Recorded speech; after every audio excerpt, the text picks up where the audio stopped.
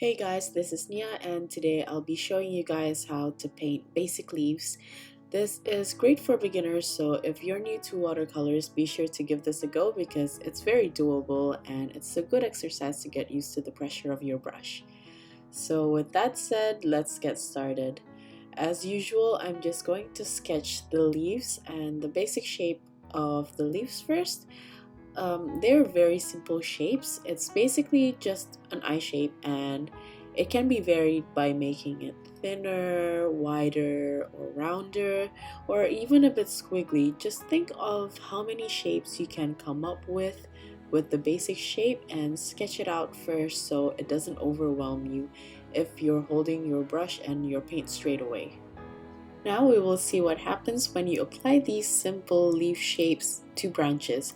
You can also vary how the leaves grow out of the branches, so I've drawn 3 examples, one with one leaf sticking out of each end of the branch, the next one with the leaves growing on top and the sides of the branch, and the third one there are 3 small leaves growing out of each end of the branch.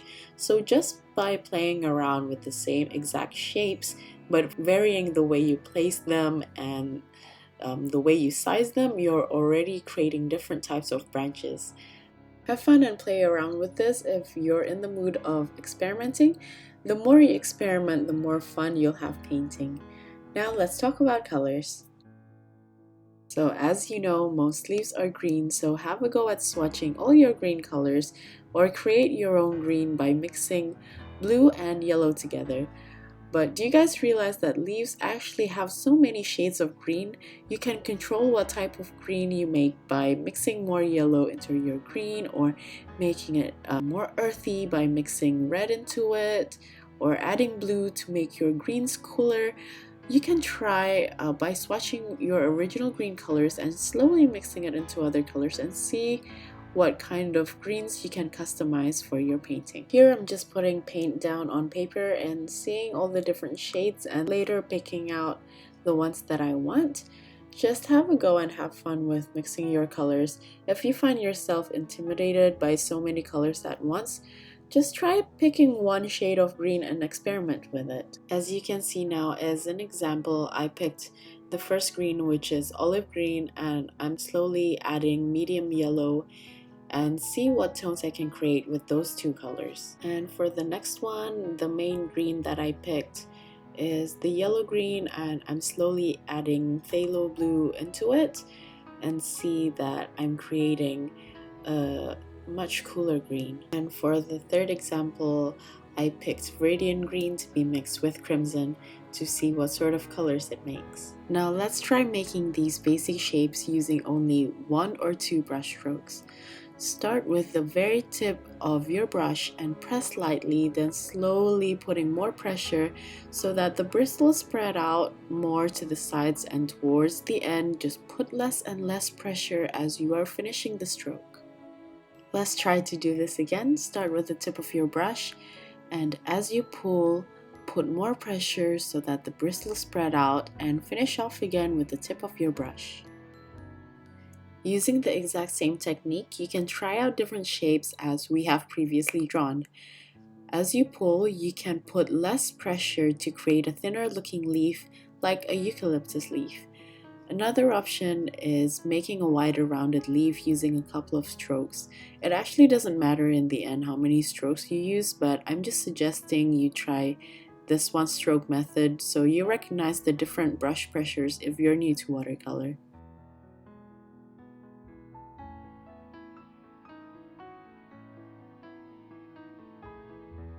I'm just going to show you another one.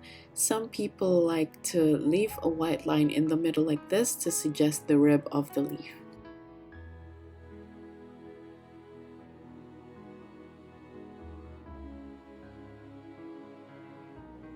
You can also make a side view or squiggly leaf by using the 1 stroke technique, but as you pull with pressure, you can wiggle your brush slowly to create this shape like this.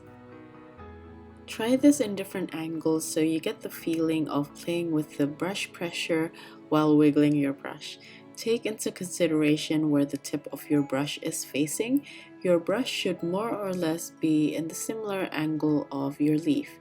But don't think about it too much. The best way to learn painting and any form of art is by doing and trying things out. Now I'm just going to show you that you can do the exact same thing with a smaller brush. So let's paint leaves on small branches. I'm still doing the exact same thing by starting with the tip and building pressure and taking it off with the tip of the brush again. But of course, if you do the exact same thing with a smaller brush, it will create smaller leaves. Take into consideration that the leaf near the branch should come to a very fine tip because the leaf will always grow out from the stem. Plus, this would also give your painting more of a delicate feel.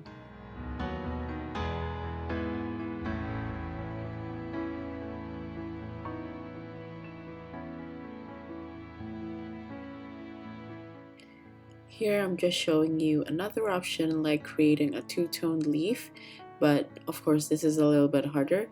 If you make a green leaf while the paint is still wet, you can add a different color to the sides or the middle of your leaf. In this case, I'm just doing red so it'll be more visible.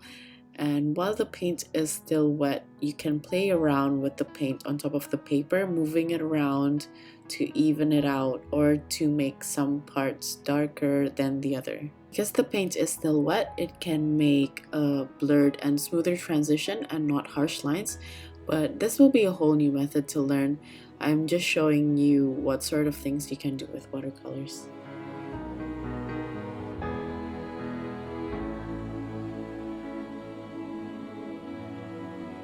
Okay, so let's get painting to the real thing. Here I painted the branches already using a small brush, but I'm going to show you that you can also make the small leaves using a larger brush, but of course you would have to be much more controlled over your brush pressure because you don't need much pressure at all. And obviously it'll be much easier with a smaller brush. I'm just showing you if you only happen to have one quite large size brush that this is still possible.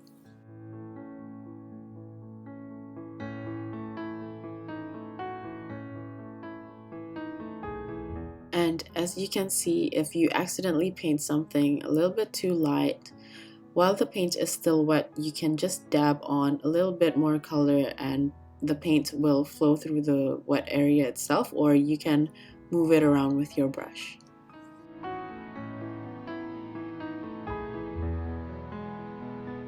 Now I'm just switching my brush to get more comfortable.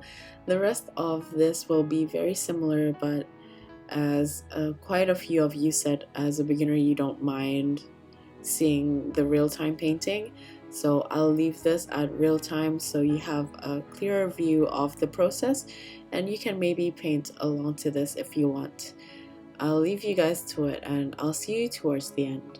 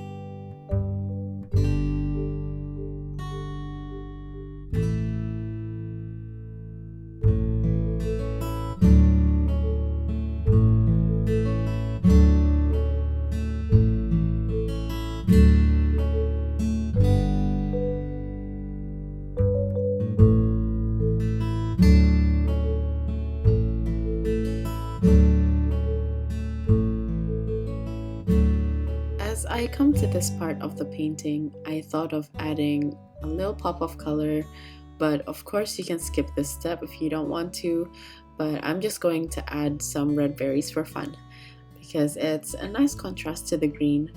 I'm just taking a red color and painting small circles around the area that I find would look good, and just painting the berries randomly, some in bunches and some just alone by itself, to create more of a natural setting for them. Try to not put too many berries or else your painting might look a bit overworked. They're just nice little contrasting details, so it shouldn't overtake the green leaves. After I'm done with the berries, I just added stems with a bit of yellow ochre and a little bit of the red from the berries, attaching the berries to the branches. And then last but not least, I added smaller leaves around the berries so it doesn't look out of place, and I think this is just a nice touch to finish off the painting. So that's it for this one. I hope it was simple and easy enough to follow. If you guys give it a go, please let me know how you went in the comment section down below. Have a nice day or night depending on where you are from, and I'll see you at the next video. Bye!